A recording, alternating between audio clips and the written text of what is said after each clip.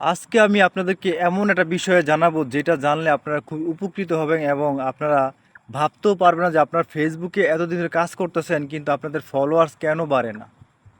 মূলত ফলোয়ার্স কেন বাড়ে না, 5,000 4,000 3,000 মানে বাড়ে, তারপরে সব স্টপ হয়ে যায়, আর কোনো ফলোয়ার্সই আসে না। এটার মূল কারণটা কি, যেটা আমি আজকে এতদিন পরে বুঝতে পারছি, সেটা আজকে আপনাদেরকে আমি শিখাবো। আপনারা অবশ্যই শিখবেন এবং টাইমলাইনে সেট করে রাখবেন। আপনার শেয়ার করতে কিন্তু ভুলবেন না। আপনার শেয়ারের মাধ্যমে অন্য আরেকজনে শিখতে পারবে। তো আমি রাতের বেলা এখানে বসে আছি গাইজ, আপনাদেরকে এই ব্যাপারটা বোঝানোর জন্য, যেটা আমি আজকে আপনাদেরকে দেখাবো স্ক্রিনশটের মাধ্যমে। লেটস গো গাইজ, ফাইনালি চলে আসলাম। ফেসবুকে ঢুকবো, আমার প্রোফাইলের ফটোতে ক্লিক করব, তারপরে চলে আসলাম এই যে এখানে দেখেন, এখানে কিন্তু লেখা আছে ক্যান্সেল রিকোয়েস্ট। তার মানে আমি এই পর্যন্ত যতজনকেই রিকোয়েস্ট পাঠিয়েছিলাম, যারা অ্যাকসেপ্ট করে নাই, আমাকে পছন্দ করে নাই, ঝুলায় রাখছে। তো আপনাদেরও এই সেম কাহিনী এরকম ঝুলায় রাখছে, যার কারণে আপনার কিন্তু ফলোয়ার্স কোনো দিনও বাড়বে না।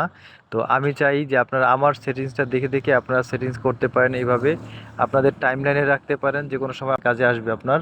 তো এই দেখেন আমার নিচে কতগুলো ফ্রেন্ড, ঠিক আছে, সবাই ঝুলা রাখছে, যার কারণে ফ্রেন্ড কিন্তু বাড়ে না, ফলোয়ার্স বাড়ে না, ঠিক আছে। তো এটা দেখানোর জন্য আমি এগুলা ডিলিট করে নিয়ে আপনাদের জন্য রাইখা দিছি, যাতে আপনাদেরকে ভিডিও বানায় আপনাদেরকে দেখাতে পারি প্রুফ সহকারে। তো এইগুলা করলে আপনার দেখবেন লাস্টে ফলোয়ার্স কিভাবে বাড়ে। তো গাইস, যদি আপনার এরকম সমস্যা থাকে বা আপনার বন্ধুদেরকেও জানাইতে পারবেন।